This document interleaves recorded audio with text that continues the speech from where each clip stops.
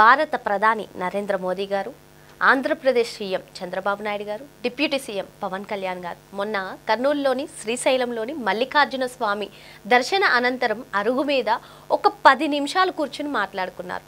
మరి ఆ 10 నిమిషాలు ఏం మాట్లాడుకున్నారు?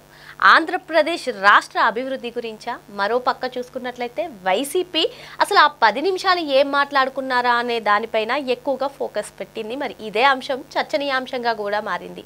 మరి ఆ 10 నిమిషాలు ఏం మాట్లాడుకుని ఉండొచ్చు తెలుసుకునే ప్రయత్నం చేద్దాం. దీన్ని విశ్లేషించడానికి మనతో పాటుగా ఉన్నారు సోషల్ యాక్టివిస్ట్ శ్రీలీల గారు. నమస్తే మేడం. నమస్తే అమ్మా. మొన్న మనం చూసాం మేడం, మోదీ గారు, బాబు గారు, అదేవిధంగా పవన్ కళ్యాణ్ గారు శ్రీశైలంలోని మల్లికార్జున స్వామి దర్శన అనంతరం ఆలయ ప్రాంగణంలో అరుగు మీద కూర్చుని వాళ్ళు 10 నుంచి 15 నిమిషాల పాటు మాట్లాడుకున్నారు. ఆ ఫోటోలు సోషల్ మీడియాలో కూడా విపరీతంగా వైరల్ అవుతున్నాయి. అయితే ఆ 10 నిమిషాలు కూడా ఏం మాట్లాడుకుని ఉండొచ్చు? ఇదే 10 నిమిషాల గురించి వైసీపీలో అయితే చాలా చర్చలు జరుగుతున్నాయి. అసలు మన గురించే మాట్లాడుకున్నారా ఏంటి అని.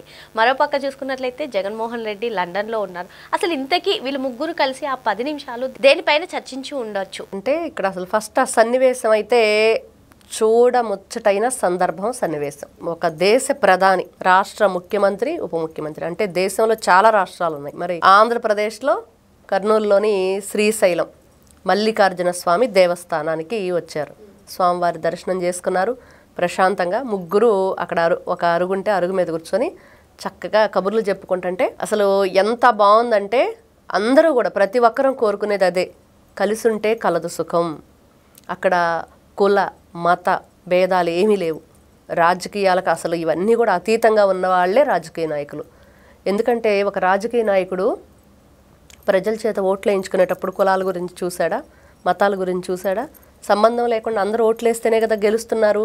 మరి అదే రాజకీయ నాయకుడు కూడా ఆ ఓట్లు వేయించుకొని గెలిచాక వాటన్నిటికీ అతీతంగా పనిచేస్తున్నారంటే దానికి నిలువెత్తు నిదర్శనంగా నారా చంద్రబాబు నాయుడు గారు కనిపిస్తారు.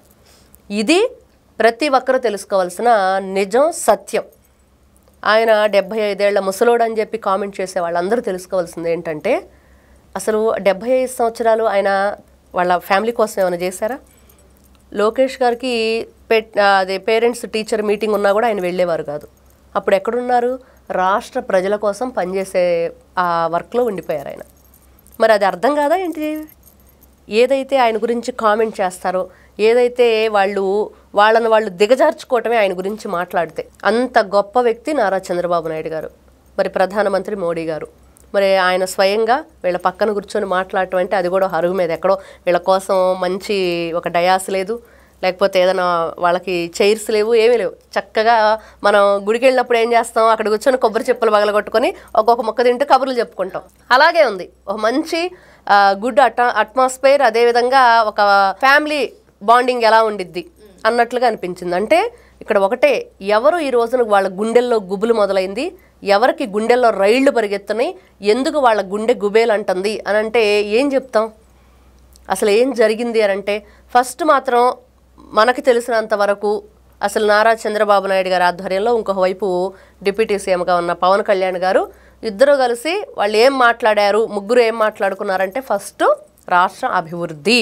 ఇదైతే ఖచ్చితంగా చెప్పుకోవచ్చు.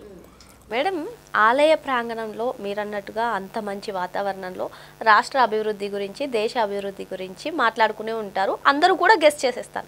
కానీ వైసీపీ ఎందుకని ఢిల్లీ వెళ్ళారంటే చాలు మా మీద కంప్లైంట్ ఇవ్వడానికే వెళ్ళారు అనుకుంటారు. మరి ఇప్పుడు గుళ్ళో కూర్చుని మాట్లాడుకున్నా సరే మా గురించే మాట్లాడుకున్నా ఏ విధంగా చూడాలి? యద్భావం తద్భవతి.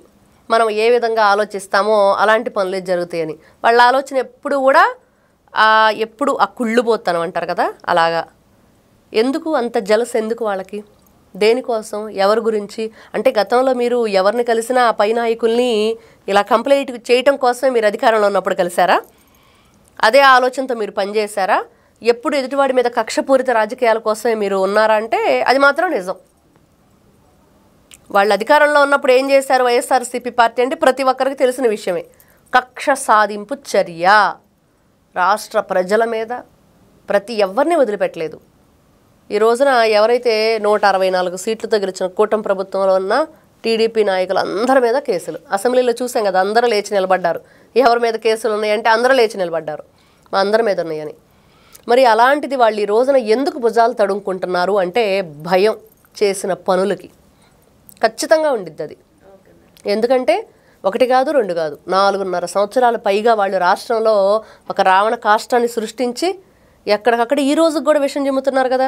ఈ రోజుకి కూడా అమరావతి అంటే దేవతల రాజధాని అంటే వేసేల రాజధాని అని. మరి ఈ రోజున చూస్తే గూగుల్ ఆంధ్రప్రదేశ్ మనం చూస్తున్నాం వైజాగ్ని. మరి జగన్మోహన్ రెడ్డి గాంజా ఆంధ్రప్రదేశ్ చేద్దాం అనుకున్నాడు. గాంజా సిటీగా దాన్ని తీర్చిదిద్దామని చెప్పి చూశాడు. మరి కొండల్ని పిండి చేసేసి ప్యాలెస్లు కట్టేసుకున్నారు. అంటే ఇట్లా చెప్పుకుంటూ పోతే ఎన్ని రకాల అనర్థాలు ఉన్నాయి, ఎన్ని రకాల అఘాయిత్యాలు ఉన్నాయి, ఎన్ని నేరాలు ఉన్నాయి, ఎన్ని ఘోరాలు ఉన్నాయి వీళ్ళు గతంలో తలపెట్టినాయి. మరి కాబట్టి వాళ్ళకు ఒక భయం అంటూ ఉండిద్ది. ఆ ఇన్సెక్యూరిటీ ఫీలింగ్ ఎందుకు అంటే చేసిన తప్పులు అలాంటివి. కాబట్టి వీళ్ళు ముగ్గురు అక్కడ కూర్చొని ఏం మాట్లాడారంటే పాజిటివ్ ఆలోచించే వాళ్ళకైతే, పాజిటివ్ థింకింగ్ ఉన్న వాళ్ళకి ఖచ్చితంగా రాష్ట్ర అభివృద్ధి గురించి, అమరావతి గురించి, పోలవరం గురించి, పట్టిసీమ గురించి, ఇది భారతదేశంలో కేంద్ర స్థాయిలో గతంలో మోడీ గారు చెప్పారు, ఇది మీ ఇక్కడ పరిపాలన ఆంధ్ర రాష్ట్రంలో కాదు దేశానికి కూడా మీ అవసరం ఉండిద్ది, ఖచ్చితంగా మీ ఆలోచనలు మాతో పంచుకోండి లోకేష్ గారితో మాట్లాడారు, పవన్ కళ్యాణ్ గారితో మాట్లాడారు, నారా చంద్రబాబు నాయుడు గారితో మాట్లాడారు.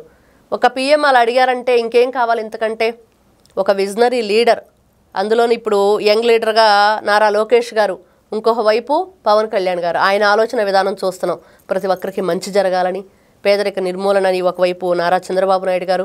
అంటే ఎవరికి అన్యాయం జరిగినా నేను ముందుంటాను అని గతంలో పవన్ కళ్యాణ్ గారు ఎన్నో సందర్భాల్లో చెప్పారు. అవే ఈ రోజున వాళ్ళు ఏ మీటింగ్ పెట్టుకున్నా కూడా దాంట్లో ఆయన పంచుకుంటున్నారు ఆ విషయాల్ని. ఇదిగో ఇలా జరగటానికి వీల్లేదని. దాన్ని మళ్ళీ వాళ్ళు చర్చించుకొని ఈ రోజున ఒక ఉమ్మడి కుటుంబమే ఉంటుంది. ఇప్పుడు అన్న ఒక మాట చెప్తాడు, తమ్ముడు ఒక మాట చెప్తాడు, లేకపోతే ఇంకో బాబాయ్ ఇంకో మాట చెప్తాడు, పెదనాన్న ఒక మాట చెప్తాడు. కానీ అందరూ కలిసి ఏమి నిర్ణయించుకుంటారు? మంచి ఫ్యామిలీకి మంచి జరిగేది. ఈ రోజున రాష్ట్రం మంచి కోసం వీళ్ళంతా కూడా పాటుపడుతున్నారు. మరి అలాంటప్పుడు వీళ్ళందరూ చేరారంటే ఏం జరిగిద్ది అంటే రాష్ట్రానికి ఏం కావాలి, 2047 విజన్కి మనం ఏ విధంగా ముందుకు అడుగులు వేయాలి, ఎలాంటి కంపెనీలు తెచ్చుకోవాలి, ఎలాంటి ఈ రోజున చూస్తున్నాం ఐటీ హబ్ హైదరాబాద్, మరి అంతకంటే గొప్పగా తీర్చిదిద్దాలంటే మరి ఏ విధంగా మనం కృషి చేయాలి అనేది. కాబట్టి ఎప్పుడైనా సరే మంచి ఆలోచనలు ఉన్న వ్యక్తి ఏ విధంగా ఆలోచిస్తాడు, మరి చెడు ఆలోచనలు ఉన్న వ్యక్తులు ఏ విధంగా ఆలోచిస్తారంటే అదిగో వైఎస్ఆర్సీపీ పార్టీ వాళ్ళు ఈ రోజున ఏ విధంగా గగ్గోలు పెడుతున్నారు, వాళ్ళు ముగ్గురు కూర్చున్న దాని గురించి అలా ఉంటుంది.